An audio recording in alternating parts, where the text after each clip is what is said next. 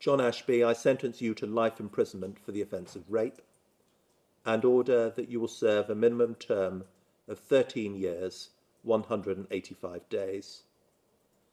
You held her against her will as you sexually and physically assaulted her for at least 24 minutes. You strangled her, you whipped her, you hit her around the head, and you pulled her back from the door and struck her when she tried to escape.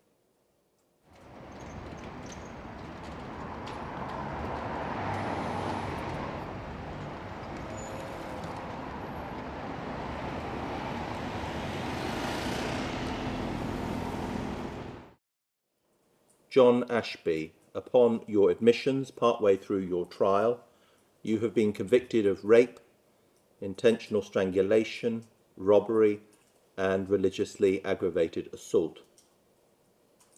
On 25th October 2025, you spotted a woman on a bus. When she alighted at her stop, you also got off the bus and followed her at a distance as she walked home. When she went into her house, you scouted around for ways into her property. You armed yourself with a big stick, pulled up your hood, and entered through an insecure door at the back of the house. Once inside, you climbed the stairs and attacked the woman in her own bathroom. Ignoring her terrified screams, you struck her with the stick and ordered her to undress. You whipped her and hit her many times, and you put your hands around her neck to strangle her. You demanded that she climb into the bathtub. You turned on the hot water and insisted that she should say Alleluia. You repeated on many occasions that you were the master. You said that she was dirty. You ordered her to repeat these words back to you. You insisted that you wanted some fun with her. You then exposed yourself. You repeatedly called her a dirty and a filthy bitch. You insisted that she should shower. At that point, you took some drugs and were later to test positive for cocaine. You took her through to her bedroom. You demanded money. When she screamed again, you said that you were the master and that she was a bitch. You made her repeat that you were the master and that she was a bitch. Realizing that moving downstairs might give her the chance to escape, the woman said that there was oil in the kitchen. As she got downstairs, the woman opened the front door and screamed for help. You pulled her back and shut the door. You slapped and punched her head, and you demanded property from her. You took some jewellery and a mobile phone. Fortunately, you were spooked by noises outside, and fearing that you were about to be disturbed, you ran off. On your arrest, you said to police that you never see any Englishmen in Perry Bar anymore. On being shown a photograph of the woman during your police interview, you asked why she wasn't wearing a hijab. These offences have had a devastating impact upon this woman. The immediate impact was captured by CCTV cameras in the street and the body-worn cameras worn by the attending police officers. That footage was particularly harrowing. She and her partner could not bring themselves to spend another night in their home. 6 months on, the woman and her partner have described in their victim personal statements the profound effect of these crimes on every aspect of her life. It is clear that the fact that she was raped by an intruder in her own home has been particularly difficult. It has meant that she is always on edge and that she constantly thinks that an intruder is in the house. She lives in a state of fear. When home alone, she locks herself in her room and avoids going to the bathroom as much as possible. She does not feel able to go out without her partner. She experiences flashbacks and continually replays what happened in her mind. She suffers panic attacks that have on occasion been so serious that she has had to be taken to hospital by ambulance. She has been unable to hold down employment and has felt unable to talk about her experience to friends and family. As a result, she has become isolated at home while her partner works to pay their bills. Every aspect of the couple's lives has been affected by your crimes, and they have had to put their marriage plans on hold. John Ashby, you are now 32 years old. You have previous convictions for carrying weapons, criminal damage, assault and battery, theft, possession of drugs, harassment, and breach of a restraining order. You have served a number of relatively short prison sentences. Between 5th September and 22nd October 2025, you were detained in a mental hospital under Section 2 and then Section 3 of the Mental Health Act 1983. On admission to the psychiatric intensive care unit, you were psychotic. You were hearing voices.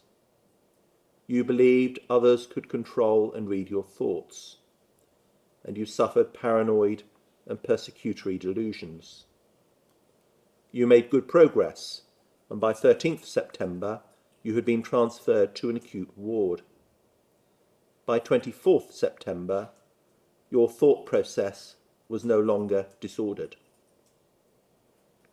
Although you made a good recovery, there are a number of disturbing entries in the medical records.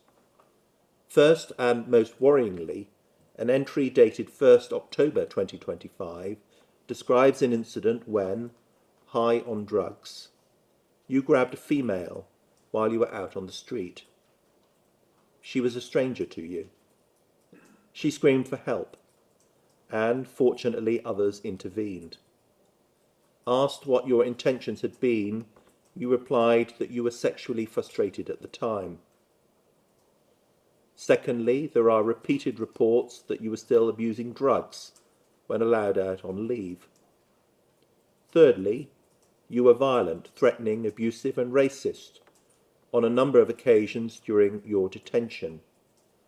Matters came to a head on 22nd October. Although you were discharged that day, you bought drugs while on escorted leave. You punched the member of staff who reported the drug deal multiple times to his head and face.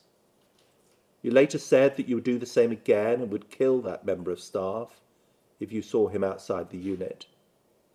And when police officers attended to arrest you, you again assaulted the member of staff. Only you are responsible for your subsequent actions. Nevertheless, I am concerned that the medical records indicate that you were discharged without any proper aftercare arrangements in place, as required by Section 117 of the Mental Health Act 1983. Structured aftercare after a period of detention under the Act, and at the very least accommodation upon discharge, is important, not just in the best interests of the patient, but in order to manage the risk that the patient may pose to public safety. I have considered a report from Dr. Vivek Furtado, a consultant forensic psychiatrist. He concluded that you meet the diagnostic criteria for an autism spectrum disorder and that there are maladaptive personality traits of a dissocial nature evident from your issues with regulating your own anger, emotions and behaviour. There was, however, insufficient evidence for a formal diagnosis of a personality disorder. Dr. Furtado reported that the most significant factor in understanding your mental health is your long-standing drug use. he identified a harmful pattern of the use of crack cocaine and synthetic cannabinoids associated with psychotic symptoms. He recorded that you knew that your drug use had a negative impact on your mental health. Dr. Furtado concluded that your mental health was negatively affected at the time of these offences, not by any underlying disorder or mental illness, but by your voluntary use of illicit drugs. In passing sentence, I have considered the offence-specific guidelines issued by the Sentencing Council for each of these offences. Further, I have considered the guidelines for totality, sentencing offenders with mental and developmental disorders, and for reduction in sentence for guilty pleas. I propose to pass a sentence for the offence of rape, which reflects the totality of your offending on this indictment, and then pass shorter concurrent terms of imprisonment in respect of the other offences. I turn then to the guidelines issued by the Sentencing Council for offences of rape. I agree with Counsel that this was a Category 1 harm case because of the extreme nature and impact of the following factors. First, you raped this woman after you forced your way uninvited into her home. Secondly, you used violence against her that went far beyond that inherent in the offence of rape. You strangled her, you whipped her, you hit her around the head, and you pulled her back from the door and struck her when she tried to escape. Thirdly, you subjected her to additional degradation and humiliation. Fourthly, you held her against her will as you sexually and physically assaulted her for at least 24 minutes. Fifthly, your offending has caused her severe psychological harm. I also agree with Counsel that this was a high culpability case. I reached that conclusion because I find that throughout this offending, you demonstrated your hostility to this woman because she is Asian and because you assumed that she was a Muslim. Your repeated insistence that she call you the master, that she was a filthy Muslim bitch, that she should repeat the word hallelujah as you poured water over her, and your subsequent remarks following your arrest reveal you as a deeply unpleasant racist and Islamophobe. In addition, I find that this offending was planned for at least some minutes before you entered this woman's home. You picked her out on the bus and you followed her to her home, intent on sexual violence against her. The starting point for a Category 1A offence is 15 years imprisonment, with a category range of 13 to 19 years. I must then consider the further aggravating and mitigating features of your case. Here, there are 5 further aggravating features. First, this offence is aggravated by your previous convictions, and particularly your previous convictions for violence. Secondly, you used a weapon both to strike and frighten her. Thirdly, in committing this rape, you ejaculated in the course of unprotected sex, despite knowing you had been diagnosed with hepatitis C. Fourthly, you committed this offence under the influence of cocaine. Fifthly, the victim was compelled to leave her home. In mitigation, your barristers argue that the medical evidence is highly relevant to culpability. They argue that you had significant neurodevelopmental and mental health difficulties, marked impulsivity, and reduced emotional regulation, all of which materially contributed to the commission of these offences. I do not agree. And in fairness, in her oral submissions, Miss Healy, King's Counsel, accepted that the medical evidence provided context for your offending rather than any real mitigation. In my judgment, your autism was characterised by deficits in social communication, and there is no formal evidence of ADHD. In any event, any such neurodevelopmental disorders do not even start to explain these offences.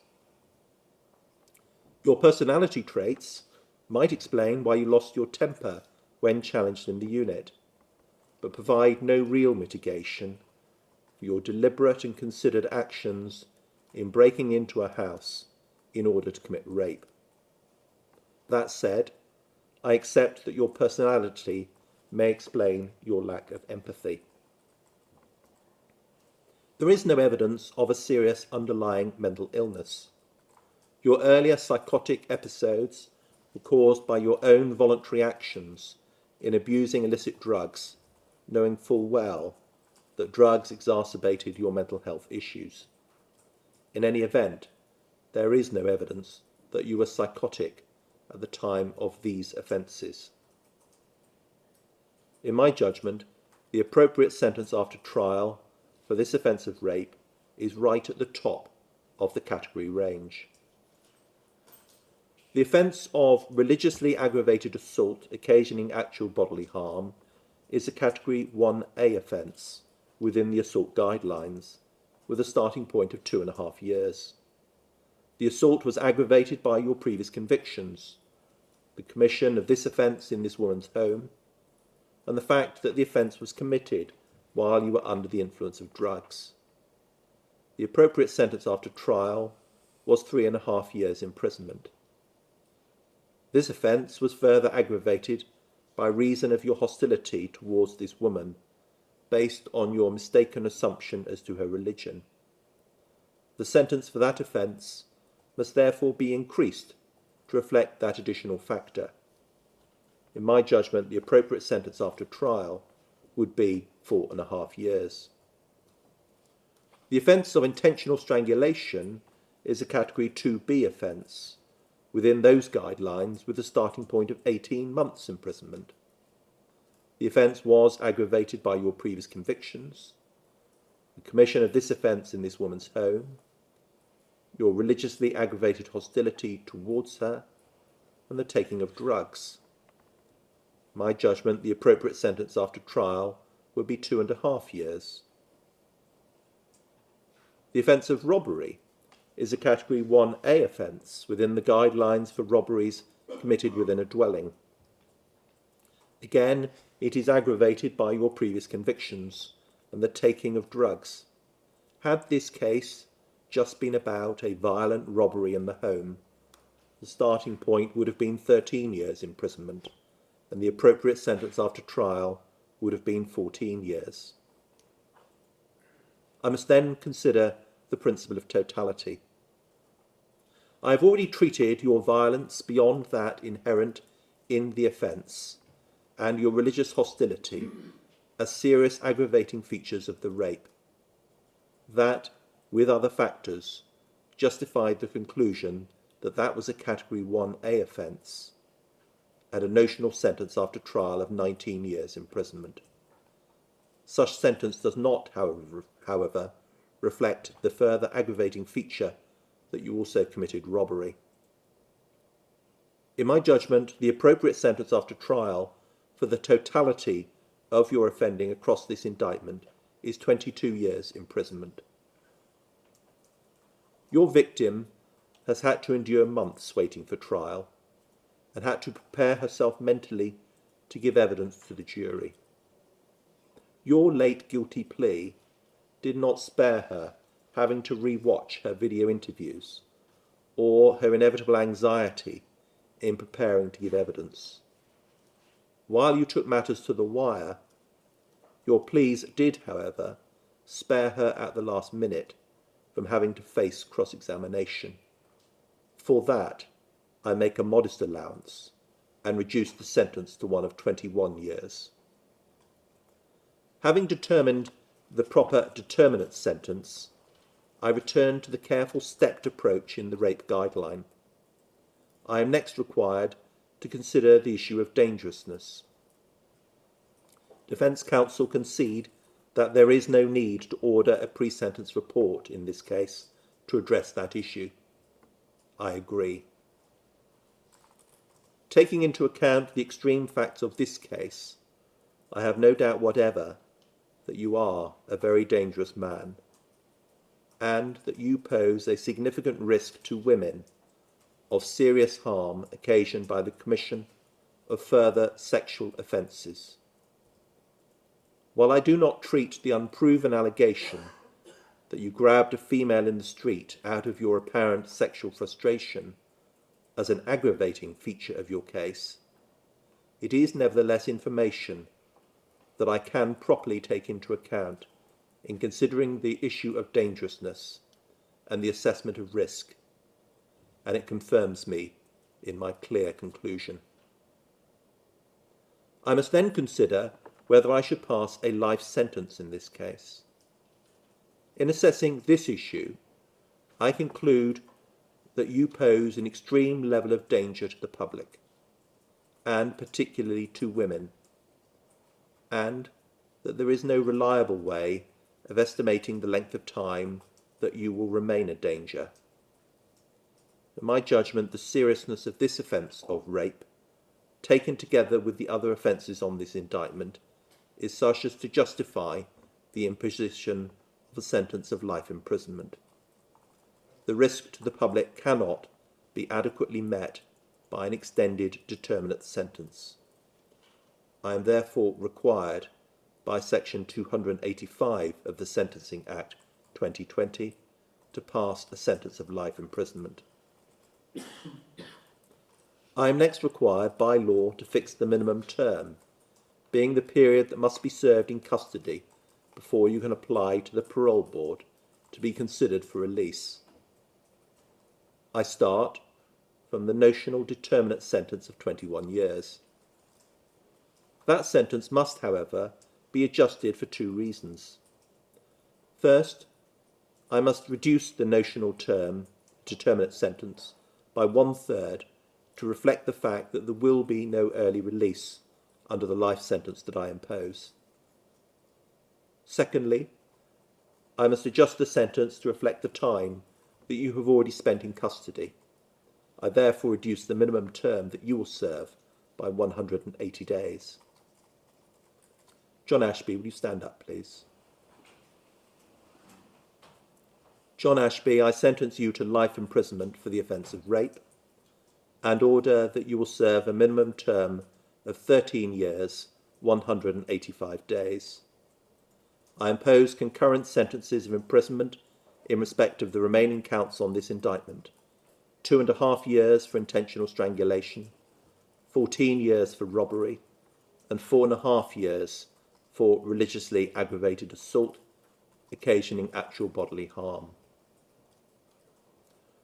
While it is well known that offenders sentenced to a determinate sentence of imprisonment are released early and serve the balance of their sentence in the community, it is important that both you and the public understand that when a judge imposes a sentence of life imprisonment, the offender must serve every single day of the minimum term. Furthermore, even after serving the minimum term, the offender will only be released from prison when the parole board decides that further imprisonment is no longer necessary for public protection. Upon eventual release, the offender will remain under supervision on licence for the rest of his life and may be recalled to prison at any time. Further, I order that you should pay the appropriate statutory surcharge. Take him down.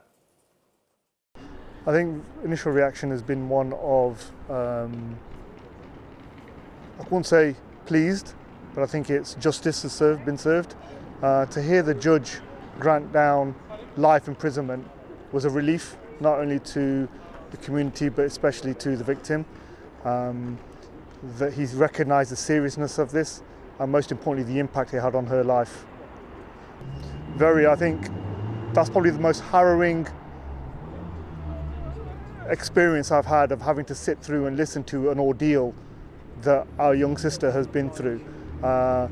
I can only commend her courage, her bravery and her strength, not only to have been put through that, but to have relived it in preparation for this trial and have to heard it again today.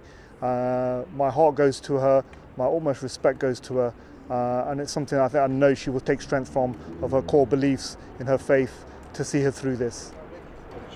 She will never get over this. I don't think there's anything getting over this. Anyone who heard the details of the violence, the abuse, the racial aspect of it, the premeditated nature of it, in her own home, I think that's the factor, that nowhere is safe for her. And it will take time for her to come to terms with it, but you never recover from it. And I can't even go anywhere near understanding how she feels, but I think hearing that life sentence passed down from the judge gave her some sense of relief. And now her partner can look forward to her life now and try and put this behind them. I think when we look about when this happened 6 months ago, there was a spate of violent racial attacks against the Sikh community. There was another rape in Albury 2 weeks before this, a violent attack in Wolverhampton, and this was all in the backdrop of the political climate that was targeted at immigrants, people of brown skin, which perpetuated a real false sense of patriotism and racism that came to the boil. And this is what we've seen as a result of that, of this young lady's life be completely ruined and turned upside down by this violent racist attacker who thought he was working in the interest of patriotism and expressing his Britishness. This was a disgusting and abhorrent attack, and I think there is responsibility at government that have continued this dialogue and this level of political narrative, but also one of neglect, that the Sikh community is taken these sorts of horrific cases for anybody to listen to the anti-Sikh hate and the racial hatred we've suffered, but still it's very disappointing that nothing really has been done in terms of policy or engagement with the Sikh community, and that's something that we really push and call upon government to correct. I think the police have done extremely well in this case. They were very quick, whether that was from the backdrop of the Albury case and the pressure that was on them, but they acted swiftly. They did a tremendous job, and I think that was cited by the judge as well, in not only collecting of evidence, preparation, presenting that case. So I commend the police for their actions in this. They did their duty, but that doesn't mean that the other cases that are pending, they also warrant that level of attention, level of duty, and all perpetrators of religiously and racially aggravated hate towards the Sikh community and other communities should not go unpunished.